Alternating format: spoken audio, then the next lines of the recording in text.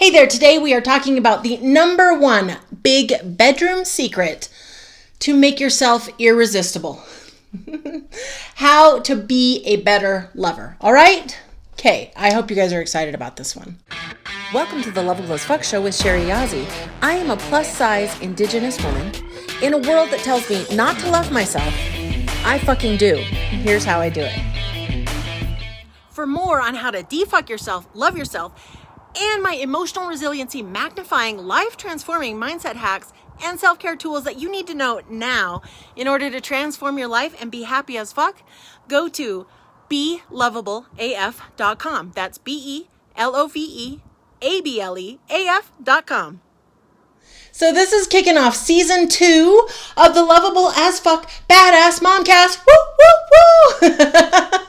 I hope you guys are really excited because I am. All right.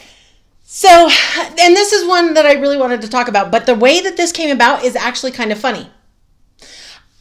So, in last season, there is a one that's 3 self-love habits that don't suck. And on YouTube, it just like exploded. I had so many views and I was like, wow, this is amazing. So before I get into the content, let me just tell you this story because it's funny. And I'm like, this is incredible. And my husband's like, okay, well, 48 hours, because we have another YouTube channel and we have some videos that do really well on it. So I'm just starting this over there. So, it's kind of slowly growing, right? 6, 7 views. Well, this was like 383 views. It was like, boom. And it was like, wow, this is incredible. And he's like, okay, in 48 hours, we can go look at all the analytics and find out where the traffic's coming from so you can see who's listening.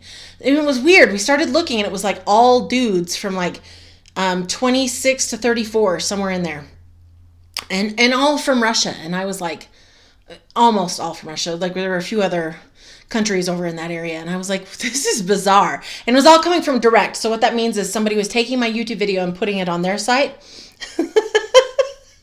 So what happened was, because it was 3 self-love habits that don't suck, the translation, somebody kind of thought that was porn and popped it on their site. Can you imagine these dudes being like all excited to watch porn and then be like, is she talking about women's empowerment? Is she trying to empower women? They didn't keep watching. In case you're wondering, if they wanted to get, more information about empowering women, they didn't watch. But what it did was lead to this question of, what would it look like if there were women as excited about transformation and transforming their lives, changing their lives, actually having that transformation as there are Russian dudes who watch porn? Well, just anybody really who watches porn, right? But like, there's a huge market for that. Even if you're unknown, even if you like, it's your first video, like there's a market. It got put on a website and a whole bunch of people clicked on it, right? So I was like, how cool would the world be if actually women were into this whole transformation thing on that level? Like they were subscribed to transformation channels, excited about new people talking about transformation, just ready to like really stand in their power and live their goddamn lives. I was like, what a world, right? So I hope you guys are enrolled in that world, because I was like, hell yeah, that sounds good to me, right? Okay, so let's get into this. So the big bedroom secret to make yourself irresistible, right? How to be a better lover. Okay, I wanted to start off season 2, like I said, with a big bang. And what's sexier than sex, right? And as moms, as badass women, we are sexual beings, obviously. Like we brought in life into the world. But here's the deal. Like, how do we feel sexy? Especially like, think about it. It's like when I was breastfeeding, it was very weird to have my body so very much towards feeding and caring for a human, and then to use it over here with my husband in a sexual way felt very jarring. Like, what the hell is happening, right? So if you're in that space, cool. Like, don't sweat it. It does shift, right? Because you're not always going to be in that phase. But when you are, that's okay too. And it was a little bit jarring.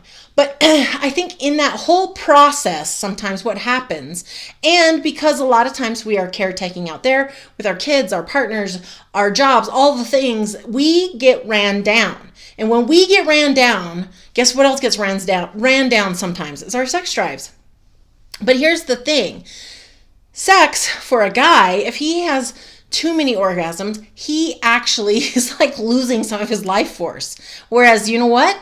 We can have orgasm after orgasm and it only increases our life force. It only benefits us across the board, everything. You know, it's one of those things where it's like, if you read the side effects from it, you'd be like, I want this magic pill. And who knew it was orgasms, right?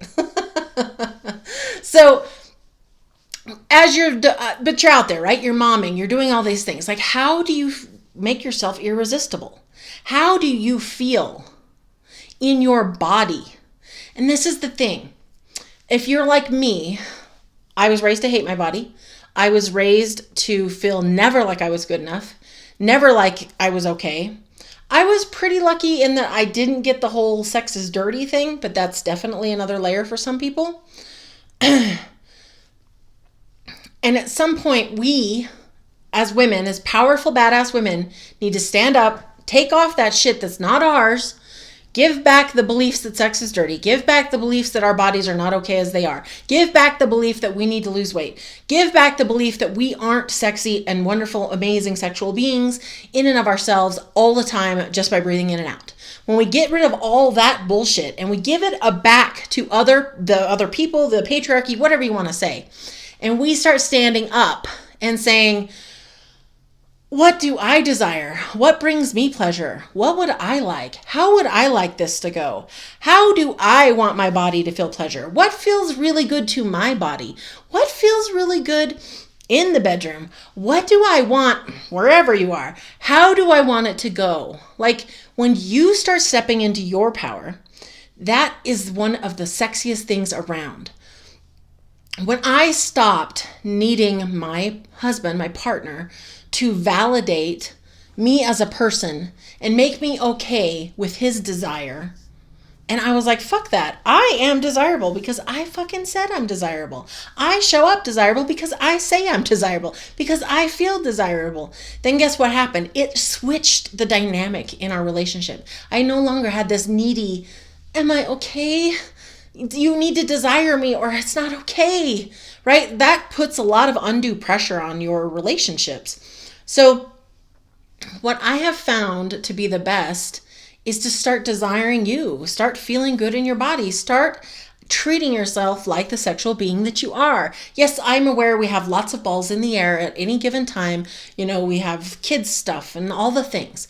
But if we let this part of ourselves die, we're really cheating ourselves from like one of the best, easiest, like health boosting, mood boosting things there is. So the number one secret is to start being into you, how you are now. Start feeling good in your body. And if you're like, okay, cool, like I understand the ideas of this, Sherry, but how could I even like get close to feeling this? Because I'm not there. One of the things that really helped me was to actually find women out there in the world online who had a body that was similar to mine, who clearly felt good and sexy in their body. And here's the cool part. That's something that you can find because we have like so many resources. So like for me, plus size lingerie shows, you know, where they like walk down the thing and they're like strutting their stuff. Just following some accounts on Instagram where women clearly felt good in their skin. You could see it when they did their photos.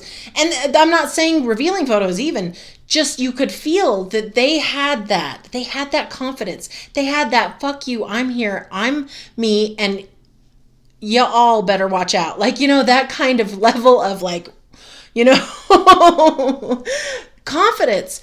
And what it did is it starts to like infect you a little bit. You're like, hey, well, if she can do it, why couldn't I do it? I mean, if my belly jiggles like her belly and look at her working that and like she's sexy, like I can tell she's sexy. Well, maybe I'm sexy. Like it's a really easy way to shortcut to hack towards like feeling good in your skin. Because truly, it was the best thing I ever did for my sex life. It was the best thing I ever really did in walking around in my body, just living inside my body. The other day, my son took a picture of me And I was like slouched and I had my phone and I was scowling and I like had a double chin. It was like a horrible angle. It's interesting, because my husband just deleted it for me. But I was like, normally, years ago, if I saw a picture like that, I would have had to do like extreme work to feel okay about myself, because I would have been like, oh my gosh, my belly and my double chin and oh no. But here's the thing that was really interesting. For me, I just went, oh, I should sit up straight. And when I'm looking at my phone, I need to have my arms up, not hunched over. And I was like, and if I'm reading stuff that's making me scowl, maybe I need to stop reading that stuff. Like, it was a completely different turnaround than anything I've experienced. And I didn't really even notice that it was happening, because this stuff, this work. So the reason why that experience was mine is literally because of the belief work that I do. The belief work that's in the Happy as Fuck course, that's it. I actually took on this belief work so that these beliefs are actually shifted. This is not pretend, put some affirmations on top of deeply held, child-rooted beliefs. This is actually going through and rewriting those beliefs, unfucking your beliefs, if you will, right? I'm a big believer in this, talk about it a ton. And as you do that, then you'll go through experiences in life and you're just like, wow, that was easier. And I didn't yell at my kids.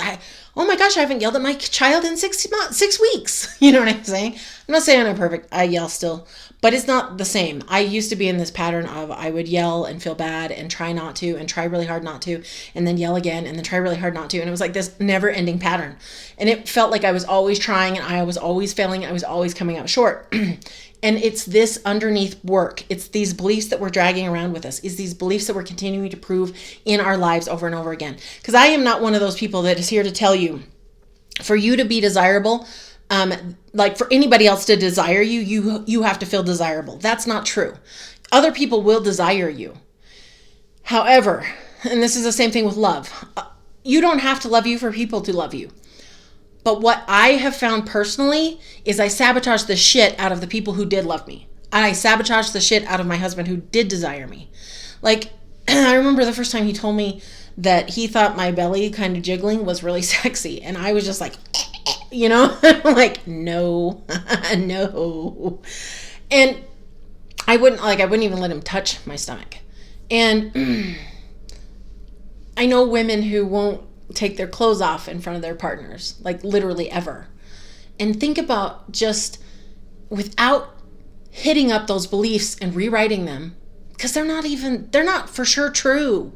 We talked about this a few podcasts ago. There is nothing that says that your size equals your value. There's nothing that says that a larger belly is better than a smaller belly, or a smaller belly is better than a larger belly. Like, even like this, one of my things is I go to doctors occasionally, just for life and adult shit. And they're always really shocked when they get back my results. And they're like, you're really healthy. Huh? The look on their face is always priceless. But anyway, so like so that was just like an aside. I told you I'm going to go on tangents. But let's get back to it. With the belief being shifted, then I no longer continue to sabotage my relationship. I'm no longer continuing to sabotage his love for me, because it doesn't mean that he doesn't love me. He does. But putting a shitload of pressure on it, not really accepting it when he gives it, being completely unhappy with how he's giving it, how it's going. I mean, like, that is a lot of stress on a relationship. It's a lot of pain inside the relationship. And it's a lot of frustration on their part. And if they start disengaging and backing the fuck off, well, what do you think? Like, that's what happens in a relationship. It's like when someone you compliment someone and they shit all over that compliment. Are you going to run right out and compliment them again? No, it's going to be harder. So all the way to sabotaging actual like fun. You go out, you're having a great time, and you look over and there's a gorgeous woman, and you see that your partner maybe is looking in that same direction. You don't know for sure, but immediately, boom, time ruined.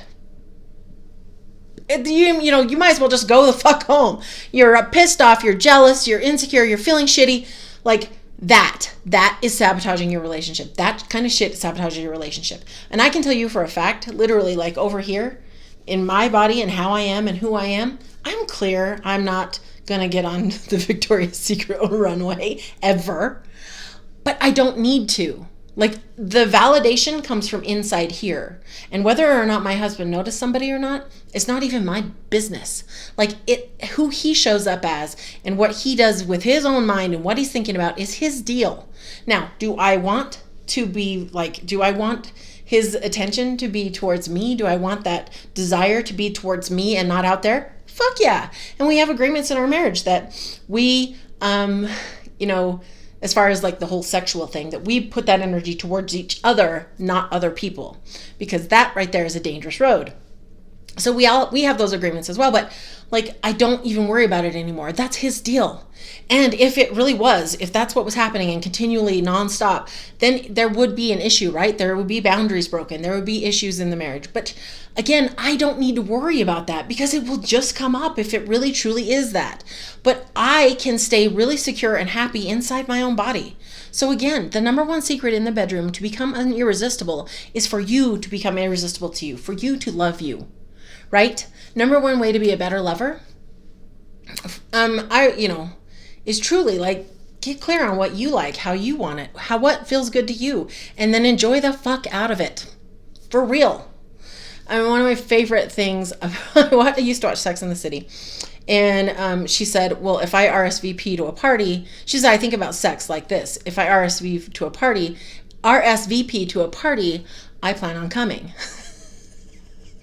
And honestly, to me, that's the best thing you can do as a lover, is really enjoy it while being really secure and excited and happy inside your body. Simple, right? Okay, that's it for today. In case nobody has told you yet today, you are lovable as fuck just the way you are. To send me your questions or stories, email me at loveableafshow@gmail.com. If you love the show, please comment, like, and subscribe if you're on YouTube. And if you're listening on the podcast, please leave a review and subscribe to help me get this show in front of more women who need to know that they are lovable as fuck just as they are. Check out the show notes or go to beloveableaf.com. That's BELOVEABLEAF.com for more of how to unfuck yourself, love yourself, and be happy no matter your size. I said it before and I will say it again. You are lovable as fuck just as you are.